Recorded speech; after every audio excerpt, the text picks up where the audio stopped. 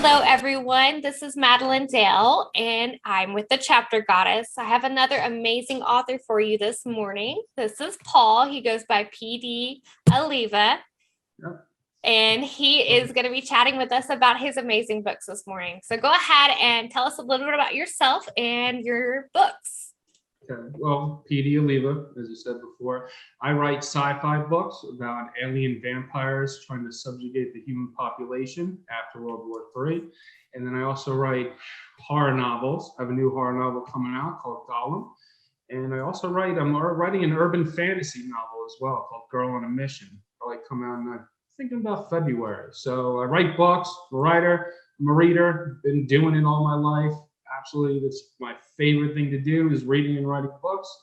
And then I also moonlight as a hypnotherapist in the evenings. So I hypnotize people, and my specialty is trauma and addiction. That is impressive. That is a good thing to do. I've always been afraid of doing any hypnosis stuff. So understood. It's not like it is in the movies. Yeah. I consider it more like a guided meditation using imagery to process past trauma and allow it to become part of the past and not with the mind being tricked that it's currently happening. That could be very healing for a lot of people. I'm sure you've seen it do that. I have. It's amazing what happens when you're working with someone, you see the change like right before your eyes. It's amazing and it's beautiful, and I'm glad to do that for people. Awesome. Does that play a part into your writing any? It does, quite significantly as well. So what's funny is I first got into that field because I've had this dark mind and I wanted to know more about being in an insane asylum and what that's like, So that all comes from a love that I had with Hannibal Lecter, his mind, not his appetite, but his mind, right? So it's just understanding the human condition and how intelligent he was in understanding of that human condition. And that's something I wanted for myself, learn about myself too, as we all do as psychologists, but also for the books, it's that psychology component has always been the most intriguing part of literature for me. And I wanted to make sure I was bringing that to my books as well. So yes, it definitely gets in there. Put it that way, at least the psychological component, not anything from like a patient's history or anything, but the psychological component, 100%. I write in multiple points of view as well. When you're reading like The Rose, you're in the mind of the main characters, the protagonist, but also all the little sub characters and the alien vampires, as well as gray aliens that are in there too. So you kind of get into their history and what's their motivation, what are their intentions behind their actions. So I kind of weave that psychological component into everything that I'm doing in each and every character. That is really cool. So with so many different points of view, do you ever find yourself getting mixed up? How do you keep the characters organized? All right, so don't get mixed up because it's in my head. People tell me all the time, it's in your head, but nobody's in your head, so you need to get it out. So I make sure as I'm doing my edits, all right, this is definitely this person. But yeah, it doesn't really, I don't get tripped up on those like, all right, this was this character and that's that character. No, it kind of like flows. And I think that's just probably has something to do with all the psychology I've done throughout my life in knowing I have an uncanny knack of, I'm bad with names, that's a fact, people's names, in personal life. But I could see like a patient or whatever that I knew 10 years ago and still remember everything that they went through or what the major issues were. Yeah, it's an uncanny knack, put it that way. That is cool. Right? Kind of a gift and I guess a curse too at the same time. Because then you remember everything. Who wants to remember everything? I mean, as a writer, that's not a bad thing though, because then you have all these ideas to put in your books. Yes. And it gets not jumbled, but it's like they're jumping off and leaping out of my mind onto the page, and it's when I'm writing one specific scene or whatever, I'm coming to a specific scene on that character, I do need to do a shift like in my mind as well. Sometimes I'll like put it down for a second, I'll go take a break for like a half hour, an hour, and I'll start thinking more about that character so I can get into that head and, make sure I'm doing that character justice, in that scene. So I do take breaks like that. Sometimes even if it's a big break, I'll take a couple of days off. So if I have a big scene coming up that's really important, really crucial, I might take that day or a couple of days off just to make sure my head's clear to get that scene done right. Nice. Highly important. Highly important. Yes. I'm a bit of a perfectionist, and that's probably a good thing, but that's also not a good thing. Sooner or later, it's like you just got to let it go. And it's like writing a book is like almost raising a child. From, conception all the way to, what I consider once the book is published, that's sending them out into the world. They hit college, let them be their own person, let them take on their own personality and everything like that. So it's bye, and have a good time with it, but do your best all the way up until that point and then just let it go. And that's that's a good analogy. I've never thought of it like that, but I like that idea. Right. That it's like a child and you've put this person / book in the world, like go do your thing. Right. That's right. I like it. Yeah, and I have 4 kids, so I've been raising kids since I was 24. Ooh. So I'm a long time. By the time I'm done, I think it's 32 years that I'll have lived raising kids at that point. My 2 younger ones are, I think, 12 years younger than my oldest. So I have a 22-year-old, and then my twin boys are about to turn 10. Aww. So I still got another like 9-10 years until they graduate. And then I'm taking a vacation for probably about 5 years, enjoy myself, get out, do some traveling. My job has been done as far as raising kids. I don't blame you. That's the one thing about when they get the age, you're like, okay, y'all are on your own. I'm out. That's right. I'm not there yet because my son, he'll be 4 in January, and I'm just like, okay, you're wearing me out already. Like, this is a lot. There's nothing better, and there's also nothing better than when they leave the home. They go on their own. It's definitely bittersweet, but it's like, wow, I got my life back. What am I going to do now? Yeah. When you got purpose, I'm glad I write books. So when they are gone, I'm still writing books. I have that all my life, right? But people who don't have that, the whole empty nest thing, it's like you need purpose at that point. You need to get into, whatever it is that interests you, kind of fill that void. So I definitely understand the empty nest syndrome, put it that way. But as long as it's something you're passionate about and you love doing, get it done. Yes. So with The Rose and Gollum are 2 of the books we're talking about this morning. Do you have one that you enjoyed writing more than the other? Ooh, let's see. They're so different. Yes, The Rose is like action adventure. Yes, it has alien vampires. Yes, it's gory. Yes, you have telekinetic gray aliens splitting alien vampires and human brains with their telekinetic great powers and stuff like that. But it's fast paced, definitely rips through it. So that has that fun, just atmospheric component to it where, I'm listening to Led Zeppelin, and just going for it, and having a great time, writing this book.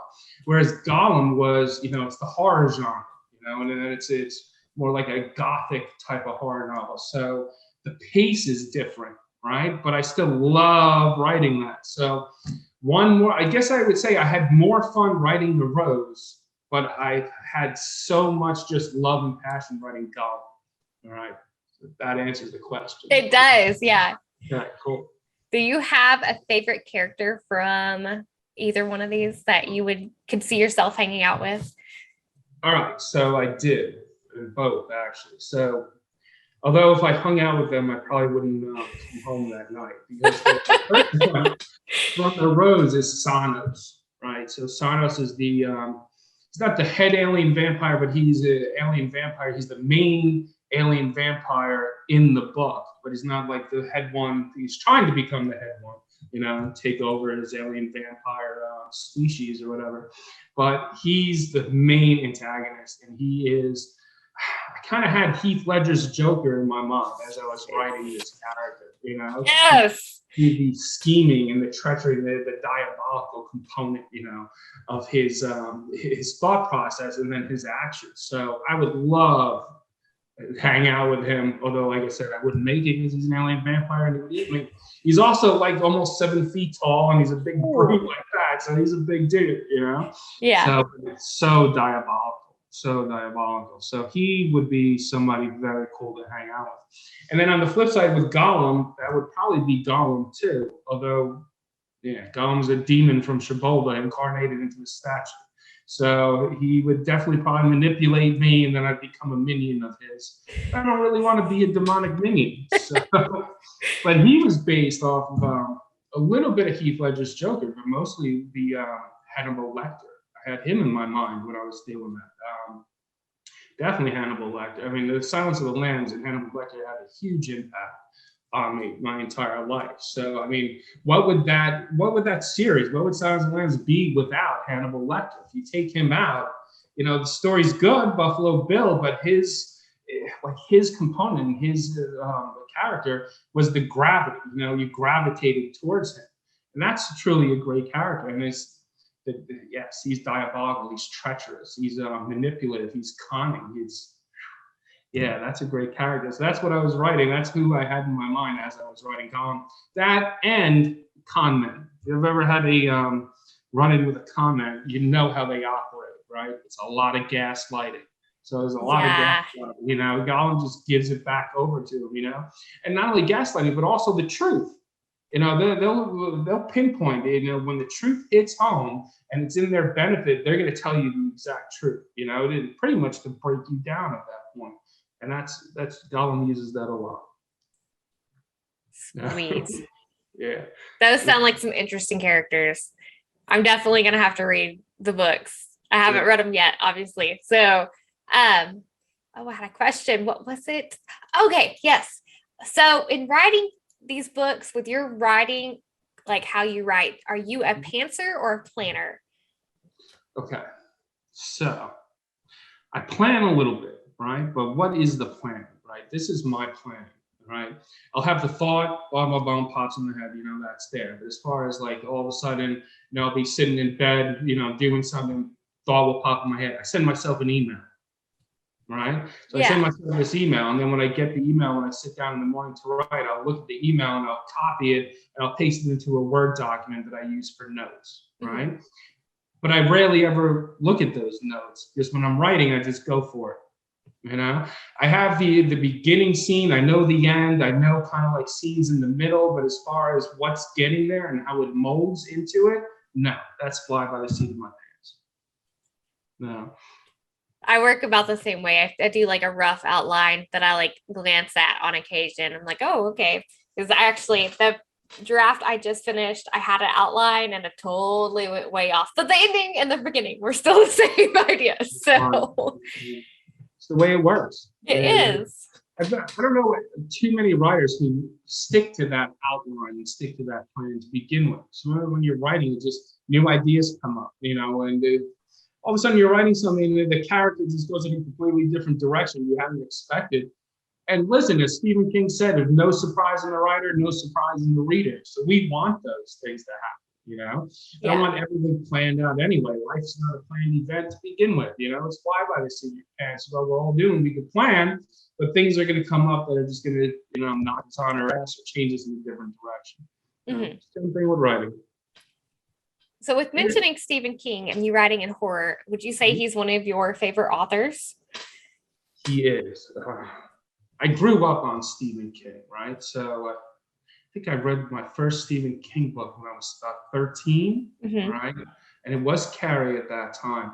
And of course, loved every one of his books. I got a little bit away from Stephen King, I would say in the mid-90s.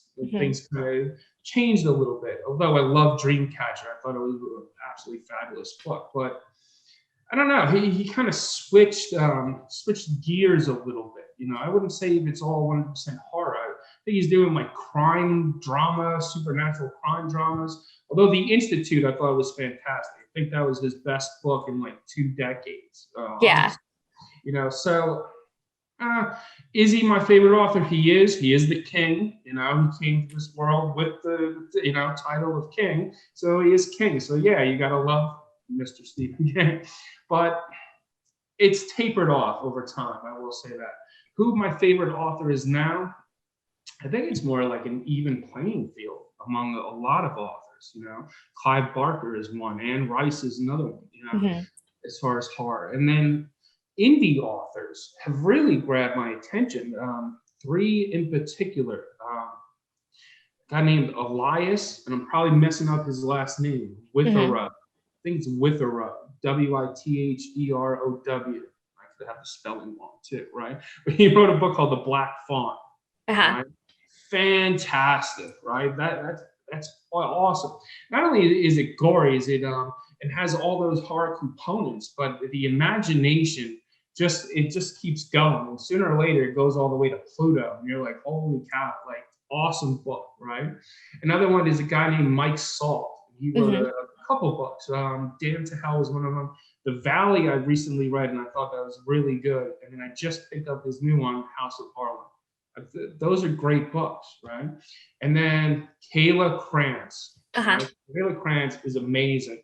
I call her like the Ernest Hemingway of horror, all right? Because it's so simple. Her language and the way she writes, everything is so simple, but it packs a punch.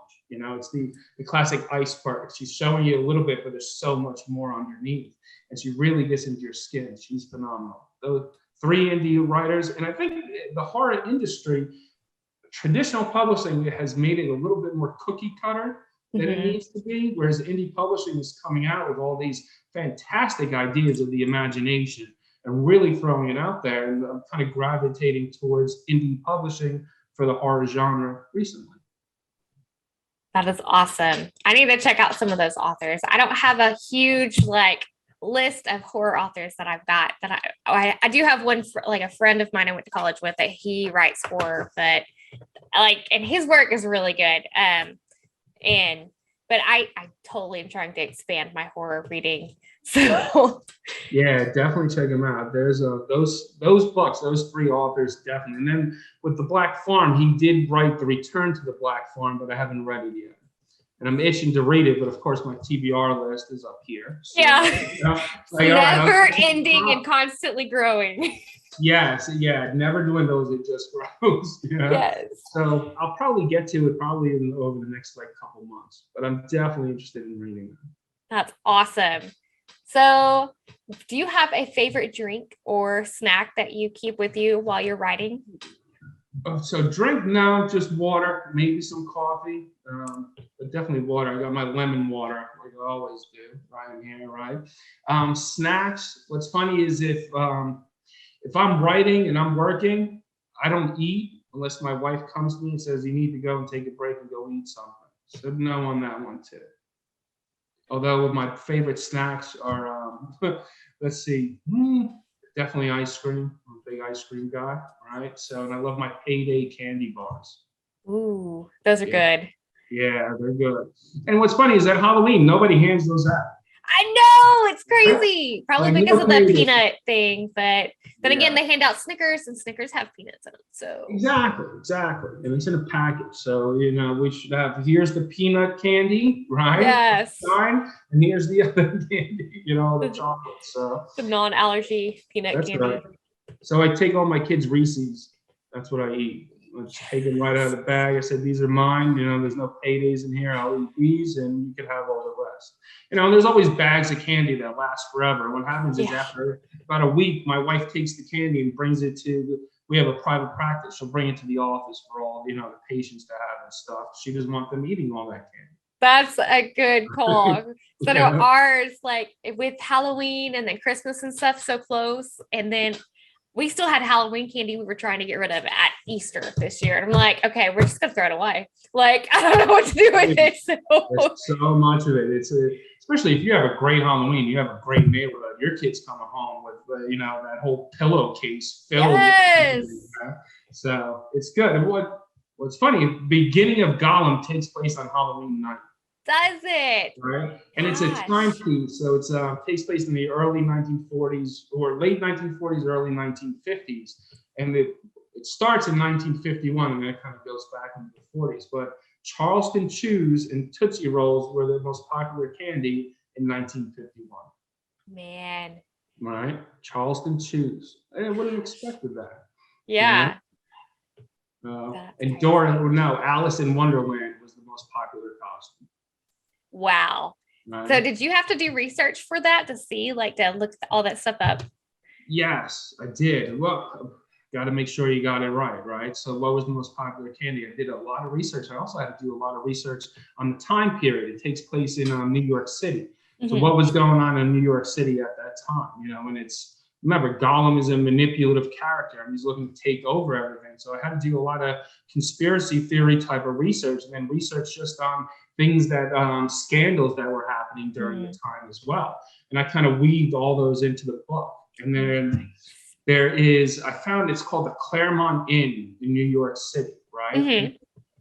I changed the name to the Clairfield because when I first read it, I thought it was Clairfield. Why? I have no idea. So I started writing the book and it was the Clairfield, but then I looked back and I was like, no, it's the Claremont. I like Clairfield anyway. But this inn fit perfectly into the entire narrative of the book. It was absolutely amazing where it was. And then I don't want to give it away, but something happens to this inn in the book, and it's exactly in line with what happened to the actual inn in real life. Whoa. So a lot of stuff into there that I found, and I thought, this is great. This is just awesome. And it fits perfectly into the entire story. So a lot of research and a lot of fun. I enjoy doing research. I used to do, when I was going for psychology in my undergrad, I've worked on research projects. So I've done statistics. I've written research papers of probably, I don't even know, probably read over 1,000 research studies in my entire life, right? So I enjoy doing the research, and now I'm actually doing research. It's not for school, it's for things that I enjoy doing. So I love getting in there and finding out little tidbits, those little things mean so much, when you put them in a book or somebody recognizes it, like, oh yeah, even like, how did they have coffee, in 1921, what did they use? They used, it was the classic like thing that you plugged in and you put it here and the coffee was there.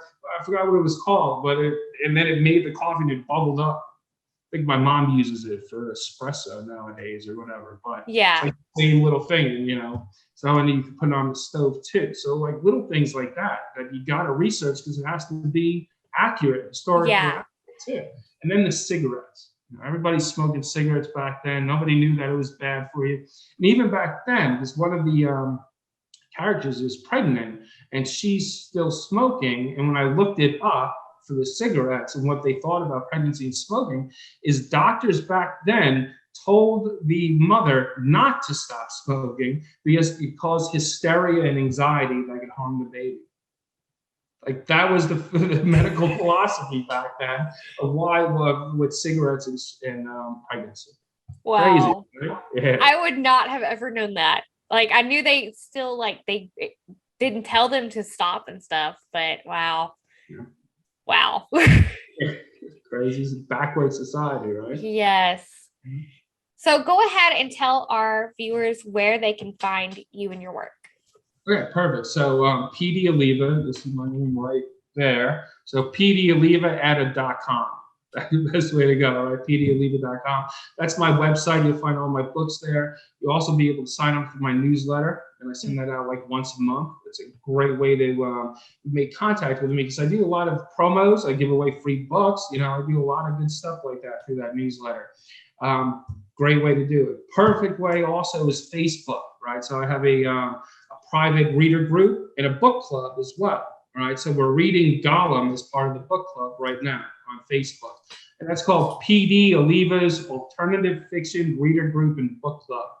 If you type in PD Alleva Book Club, it'll come up, right? So, and then we're going to be reading the first Rose. You get free books too if you're part of this group, right? So I'm hooking you up. You'll get the Rose for free. We're reading that October to November, and then part 2, which will be ready mid-November to December. So definitely sign up for that group. And then, of course, I'm on Instagram. I'm on Twitter. Instagram I enjoy. Twitter is more like promotions and stuff like that, throw it out there, But for personal touch, newsletter, Facebook group, or Instagram. Sweet. And, of course, we're all over Amazon as we all are, right? Yeah. Good old social media. I struggle to keep up with all of mine, but it's getting there. So yeah, it is. That's a full-time job right there. It is. Oh, it's time consuming. All right, guys. Well, this is PD Alleva, and make sure you check out your books. Thank you for being with us this morning. Thank you for having me.